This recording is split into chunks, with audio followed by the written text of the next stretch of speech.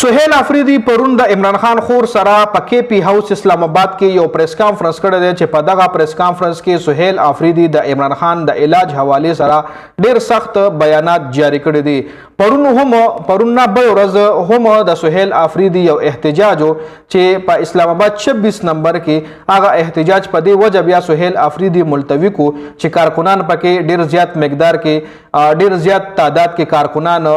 زخمیان شو، د ربړ ګولۍ په چلې دي، گرفتاریان پکې وشوې، بیزتیان پکې وشوې. نو هغې نه پس بیا سہیل آفریدي په خپله باندې د عمران خان خور د علیما خان په وینا باندې هغه درنه چې کومه ده ملتوي کا. نو اوس پرون بیا سہیل آفریدي وی چې زه په کے پی هاوس اسلام آباد کې پریس کانفرنس کوم او راتلونکي چې کوم زمونږ لایحه عمل دی هغه به هم ډسکس کوم. نو سہیل آفریدي پرون په پریس کانفرنس کې ویلي دي چې را روان د منګل په ورځ به مونږ یو ځل بیا اډیاله جیل ته راځو، اډیاله ته به راځو عمران خان سره ملاقات دپاره، اور دا ځل به زمونږ رویه نور هم سخته وي. ورځ تر ورځه به زمونږ رویه سختیږي ځکه چې مونږ سره نرمي نه کیږي، نو زمونږ رد عمل به هم ورځ تر ورځه سختیږي. سہیل آفریدي د عمران خان خور سره یو ځای پریس کانفرنس کړی دی چې د عمران خان خور علیما خان پکې هم اهم خبرې کړې دي. سہیل آفریدي دا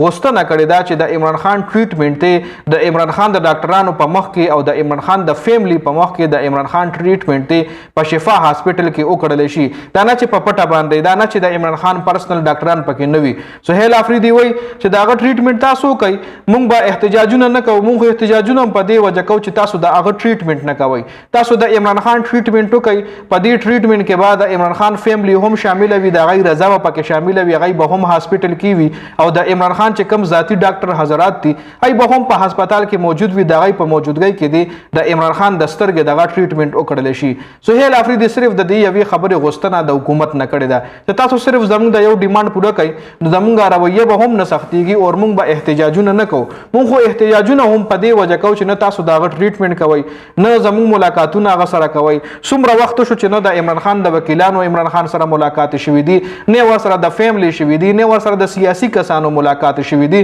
نو نه زموږ ملاقات تاسو کوئ، نه د هغه ټریټمنټ تاسو کوئ، نه نور موږ د هغه حال احوال نه خبرېږو. نو په دې وجه موږ احتجاج کوو. سہیل آفریدي ویلي دي چې راتلونکي وخت کې به زموږ رویه نور هم سختیږي، راتلونکي وخت کې به زموږ رویه ورځ تر ورځه سختیږي. لکه نن رویه لږه سخته ده، سبا مزید سخته، بله ورځ مزید سخته، ځکه نور د نرمې رویې نه کار نه کیږي. په دې پریس کانفرنس کې د عمران خان خور هم موجوده وه چې هغې هم عمده غوښتنه کړې ده چې زموږ ملاقاتونه ولې بند دي، موږ ولې عمران خان سره ملاقات نه کیږي، ولې تاسو موږ ملاقات ته نه پرېږدئ، ولې د هغه ټریټمنټ تاسو نه کوئ، ولې د هغه وکیلان هغه سره ملاقات ته نه پرېږدئ. نو د عمران خان خور هغه رهایي خو پرېږده،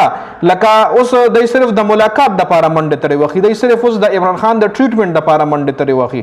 نور د عمران خان د رهایي خبرې خو لا پکې نه دي شوي. خیر دا پرون په پریس کانفرنس کې خبرې اترې شوي دي، دې حوالې سره ستاسو سره دا خپله قیمت رایه موږ سره ضرور په کمنټ کې شریکه کړئ.